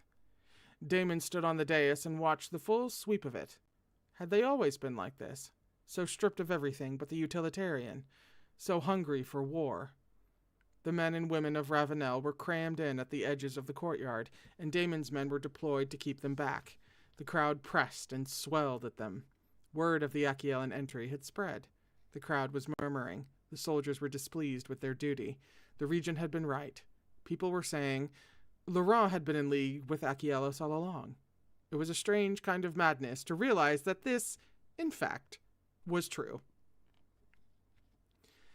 Damon saw the faces of the Varetian men and women, saw arrows trained down from the battlements, and in one of the corners of the vast courtyard, a woman held her son where he clutched at her leg, her hand encircling his head. He knew what was in their eyes, visible now beneath the hostility. It was terror. He could feel the tension of the Achiellan forces, too, knew they were expecting treachery. The first sword drawn, the first arrow loosed, would unleash a killing force. A strident horn blast hit the ears, too loud in the courtyard. Echoing from every stone surface, it was the signal to cease march. The halt was sudden. It left a silence in the space where the sounds of metal had been, the tramp of feet. The horn blast was fading, until you could almost hear the sound of a bowstring being drawn tight. "This is wrong," said Guimar, his hand tight on his sword hilt. "We should—" Damon held out his hand in a repressive gesture. Because an Achiellan man was dismounting from his horse, beneath the main standard, and Damon's heart was pounding. He felt himself move forward. He was coming down the shallow steps of the dais, leaving Guimar and the others behind him. He felt every pair of eyes in the silent courtyard watching him as he made his descent, step after step. It wasn't the way things were done. Varetians stood atop their daises and made guests come to them. None of that mattered to him. He kept his own eyes on the man, who was watching him approach in turn. Damon was wearing Varetian clothes. He felt them on himself, the high collar, the fabric tight-laced to follow the lines of his body, the long sleeves, the shine of his long boots. Even his hair had been cut in Varetian style. He saw the man see all of that first, and then he saw the man see him. "The last time we spoke, the apricots were in season," said Damon, in Achiellan. "We walked in the night garden, and you took my arm and gave me counsel, and I did not listen." And Nicandros of Delphi stared back at him, and in a shocked voice, speaking the words half to himself, said, "It's not possible.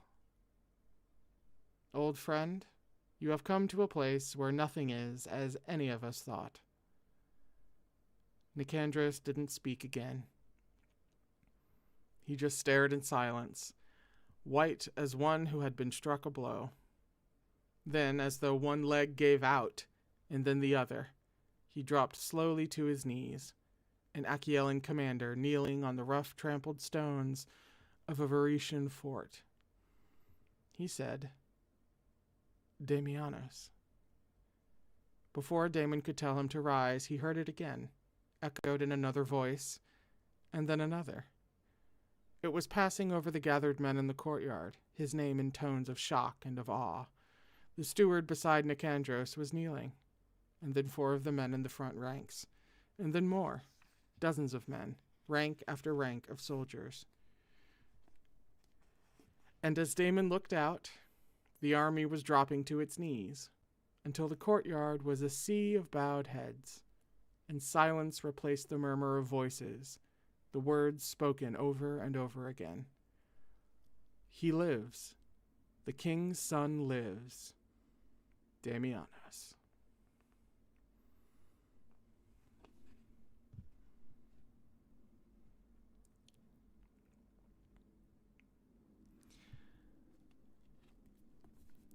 And that's it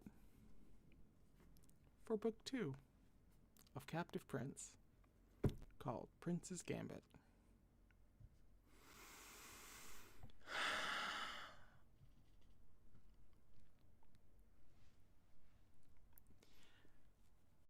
If you're here from Urha, first of all, thank you. Second of all, if you're here from Urha, I made it emphatically fucking clear, that you could not miss Captive Prince. You simply can't. Cannot. And I tried to say it as emphatically as possible, because obviously I couldn't say anything other than you don't want to miss Captive Prince. And now, without having even touched the 3rd book, which, by the way, has some of my favorite shit in it, I once again have to deeply communicate with my eyes how excited I am for book 3.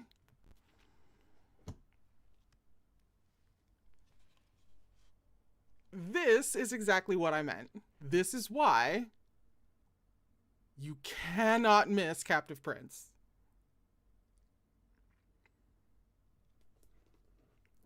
Why would you? Again, like M, it's something where it's worth committing it entirely to memory.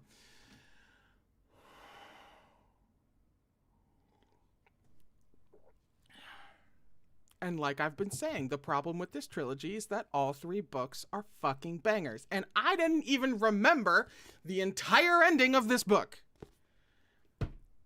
My soul does, my subconscious does, my whole being does, but the actual conscious waking memory did not. But I knew that there was no overstating. There was no overselling the majesty of Captive Prince. And I'm right. I am not taking notes. I am simply accurate. All 3 books are bangers. And I kid you not. Like, legitimately, not even obviously remembering all of the details and all of the ways that I'm sure that it is even better than I remembered, not unlike the end of the 2nd book that we just read. The 3rd book might actually be my favorite, which is saying something. So, there's your teaser for King's Rising. We start book 3, King's Rising, next Tuesday. There would normally be a stream on Thursday, but in case you're just joining us, I've got a lot of stuff going on right now.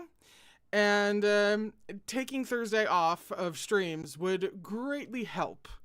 So we do not have a stream this Thursday, but next Tuesday is when we start King's Rising, and then at 3 p.m., but at 2:15 is when we have our book chat. So after I finally have a brain cell about everything that we just read, hopefully, but in looking to refresh ourselves before then immediately diving into King's Rising, we'll be having a chat before every reading stream from now on, we'll be having a chat about what we've just read. So the screaming, the talking, the analysis, any observations, bring your insights for patrons and YouTube members. That is what we will be doing. I will obviously then have brain cells to go into King's Rising with. But that's where we'll be if you're looking for some extra stuff, some extra hangout than what we already do here. Then that is what's happening. And then after that is my birthday and a birthday stream and a schedule for that day that will be announced as soon as I figure out what it is. All right. I'm massively late. It's 5:30.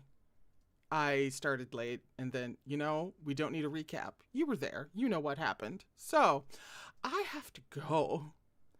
I will see you next week, 7 days from now, to start King's Rising.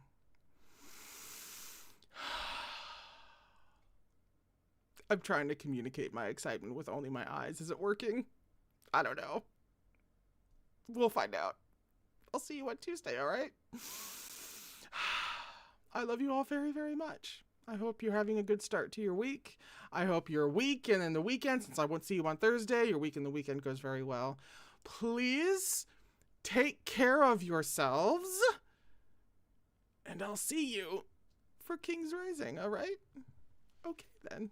All right.